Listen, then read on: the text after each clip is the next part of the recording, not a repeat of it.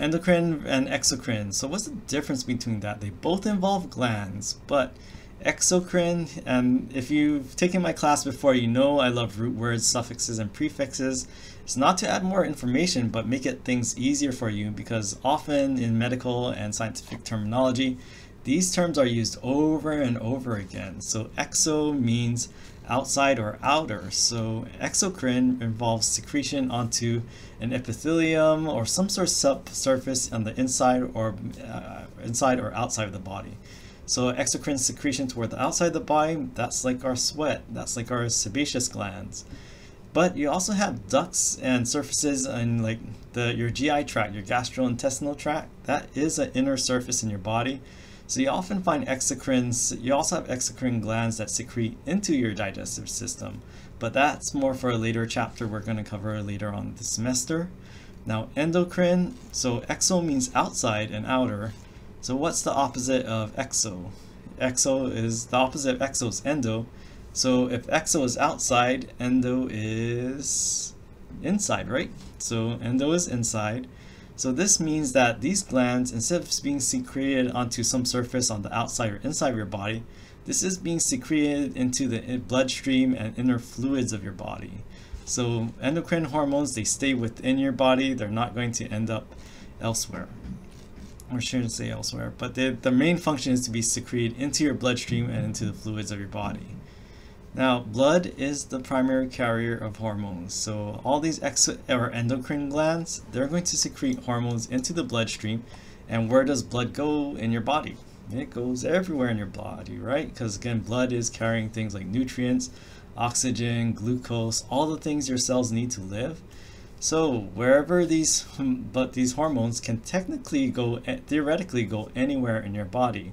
But this is why hormones are very powerful, because if there's a hormone that can potentially affect every cell in your body, then if you release this hormone into circulation in your blood, then it could affect every single cell in your body. Whether every hormone affects every single cell in your body, that's a question we'll answer later on. So where does blood go in your body? Again, it goes everywhere. So in theory, hormones can go everywhere in your body. So this is why hormones are very important and very powerful, compared to the nervous system, which needs direct wiring via these nerves and associated cells. You need actual physical connections with that, or with the nervous system.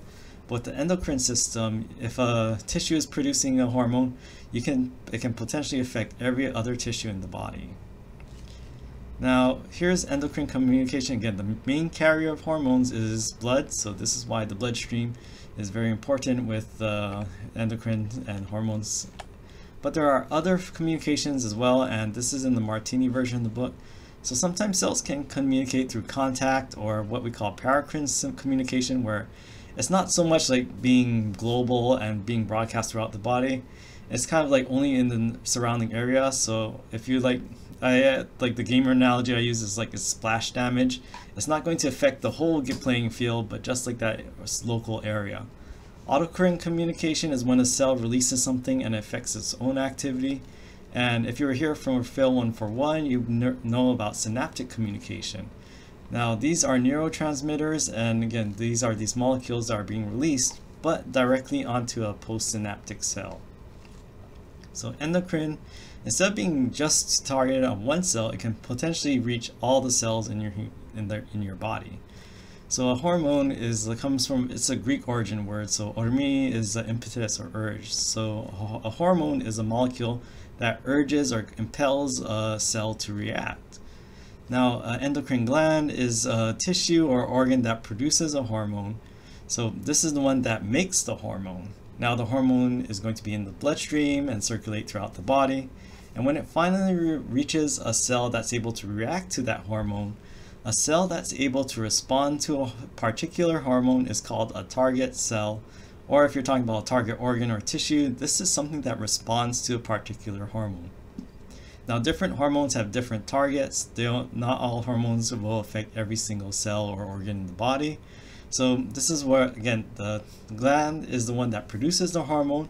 The target organ slash tissue slash cell, that's the one that responds to that hormone.